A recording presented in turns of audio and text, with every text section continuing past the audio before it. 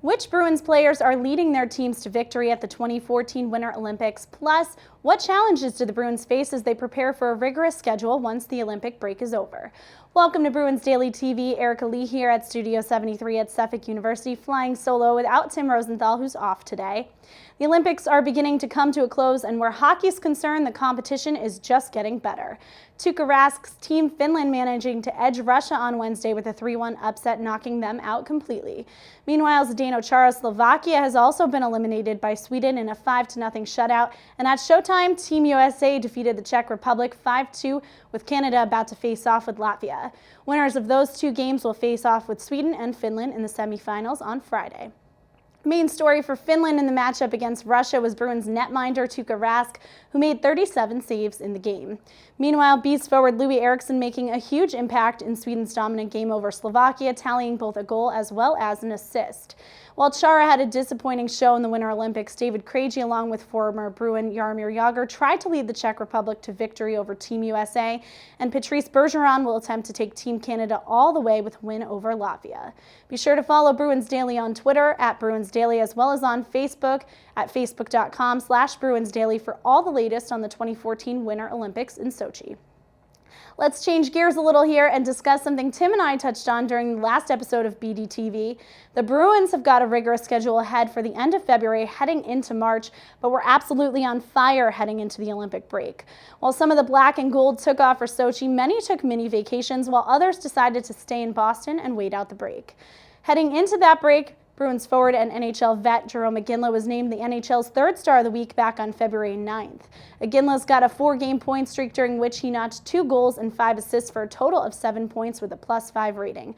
Iginla may have gotten off to a rough start at the beginning of the season, but he certainly made up for it in the month of February. That momentum, the Bees will be looking for him to carry into the end of February as well as heading into March. Meanwhile, that same line Iginla is skating with, along with Milan Lucic and David Krejci, have combined for a total of 34 points in their last 8 games. Lucic has tallied 4 goals and 5 assists, while Krejci has 3 scores and 8 assists. Iginla's netted 4 of his own, tacking on an additional 10 assists for the black and gold. With that top line seriously producing for the Bees, the team will need their 2 rested guys, Lucic and Iginla, to carry the team through a tough schedule after the break. The Bees hit the road on February 26th to take on Buffalo, followed by a 2-day break before they'll see the Caps at the Garden on March 1st. After that, there is no time to relax. March 2nd, they'll see the Rangers at MSG, followed by 2 home games against Florida and Washington that week. The Bees will take a mini road trip that weekend to see Tampa Bay on Saturday the 8th and the Panthers on the 9th before they head up to Canada to take on the Habs on Wednesday the 12th. That'll close out a stretch of games with 3 home games against the Coyotes, the Canes, and Minnesota. We're going to take a quick break, and when we come back, I'm going to let you drop the gloves. That's next on Bruins Daily TV.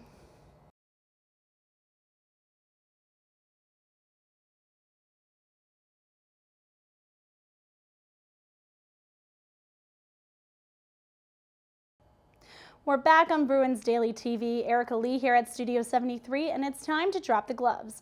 You might notice that I have no one to drop the gloves with this week, so I'm handing over the reins to you, the viewers. We tweeted out our Drop the Gloves topics this week because I wanted to find out your thoughts on our topics. I've picked a few answers to each question. Here we go. Our first Drop the Gloves question this week: of the 15 Bruins who didn't make their country's Olympic teams, who has the best future in international play? Brett Giroux on Twitter at 5Giroux says Nicholas Svedberg for Team Sweden could have a future in international play. Svedberg, of course, is still playing for the Baby Bees down in Providence, although he has made a stint in the NHL this season, so we'll have to see. Marco Originello at Marco Origa on Twitter said Dougie Hamilton might have a future with Team Canada. Our next question was, which tournament do you think makes for better hockey, the Olympics or the Stanley Cup final? Josh Lang on Facebook told us by far the Cup. You have way more history with the people on your team and the people you face in the playoffs. And over on Twitter, at HaterSteve45 agrees that the Stanley Cup also makes for better hockey because the rivalries and the determination of a set team far surpass the Olympic-produced dream teams like Team Canada. And our last question this week is, after all of the drama in Sochi and with a 3-week stoppage on NHL play, do you think that the league should allow players to compete in the Olympics in South Korea? Keith Cato on Twitter says absolutely, because the Olympics are all about showcasing the world's best, and all of the top players are in the NHL. And I've got to agree with Keith, not only does it make the competition better, but it also garners some positive attention for the league as well. And that is going to do it for this week's show. Next week, Tim and I will recap all of the latest from Sochi. We'll chat about the Bruins' upcoming matchups as well. For the crew here at Studio 73, I'm Erika Leigh, and we'll catch you next time on Bruins Daily TV. We belong together.